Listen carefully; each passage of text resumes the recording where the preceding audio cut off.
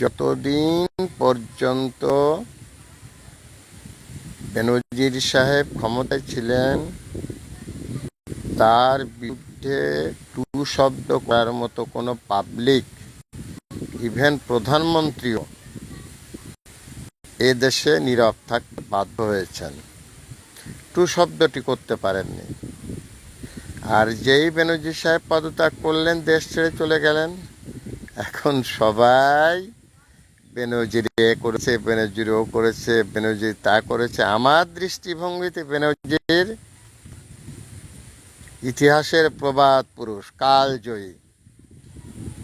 সে হিটলারকেও হার মানিয়েছে, যে তার শাসনামলে তার বিরুদ্ধে টু শব্দ করার মতো কোনো বীর, বাঙালি নাকি বীরের জাতি, এই বীর সেদিন ইঁদুর হয়ে গিয়েছিল। তাহলে আমরা বীর কাকে বলবো? আমরা বীর বলবো বেনজির সাহেবকে, যার শাসনামলে তার বিরুদ্ধে টু শব্দ করার মতো কোনো লোক বাংলাদেশে ছিল না, ইভেন মাননীয় প্রধানমন্ত্রীও না। Thanks a lot viral sir, Mohammad Fakhrul Alam master, বিনা বেতনের পারিবারিক পাঠশালার শিক্ষক।